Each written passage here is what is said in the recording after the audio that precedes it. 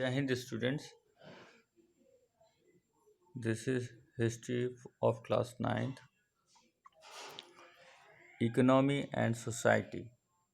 तो जैसा कि रशियन रेवोल्यूशन में ये बताया गया था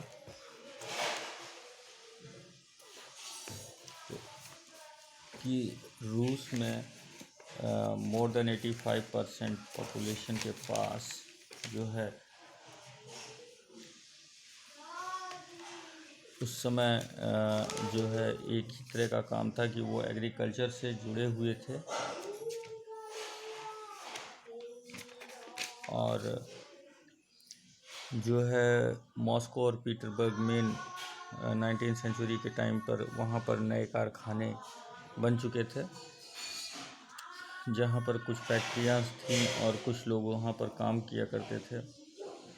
उनके वर्किंग आवर 10 से 12 घंटे तक के रहते थे, किसी किसी से 15 घंटे तक की शिफ्ट थी चल जाती थी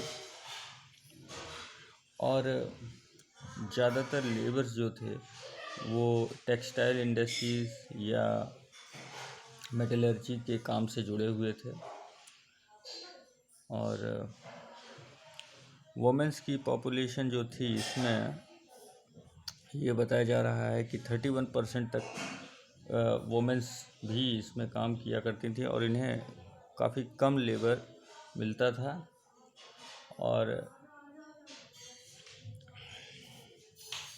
जो है लगभग एक मेल की तनख्वाह के मुकाबले अगर देखा जाए तो इन्हें 3/4 तक ही इनको या आधे तक ही इनको मिलता था सैलरी।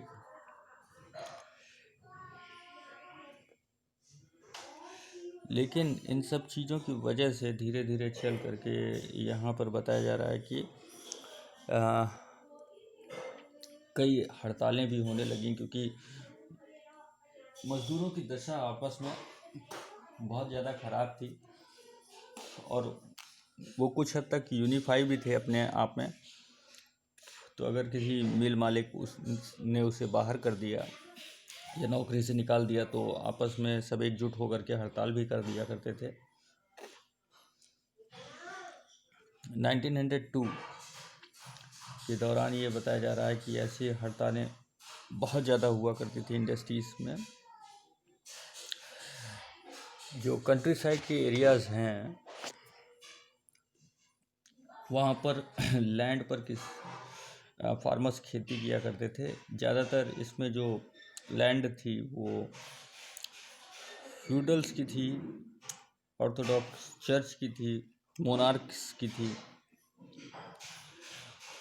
एरिस्टोक्रेट्स की थी और जो फार्मर्स वहाँ पर थे वो काफ़ी ज़्यादा रिलीजियस विचारधारा वाले थे।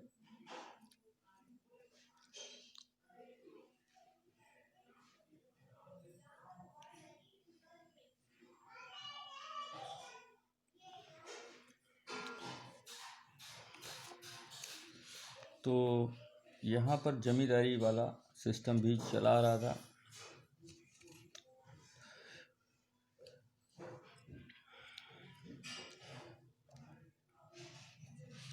फ्रांस के लोग भी अपने जमींदारों का काफ़ी सम्मान किया करते थे और वो उन्हें अपना जीवन दाता समझते थे।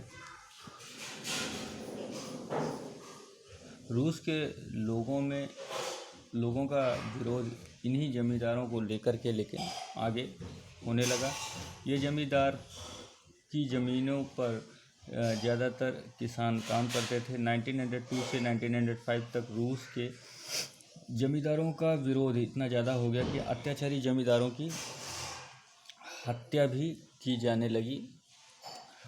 रूसी किसानों और यूरोप के बाकी किसानों के मुकाबले एक जो है व्यूज़ देखे जाएं तो काफ़ी अलग थे। यहाँ के किसान समय समय पर सारी ज़मीनों को अपने कम्यून या इसे मीर कह सकते हैं को सौंप देते थे और फिर कम्यून ही पर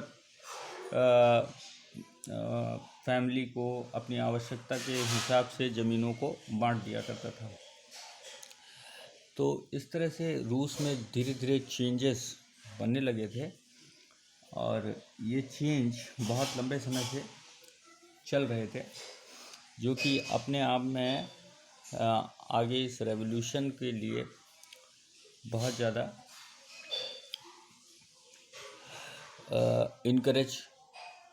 इनकरेजमेंट का काम किए।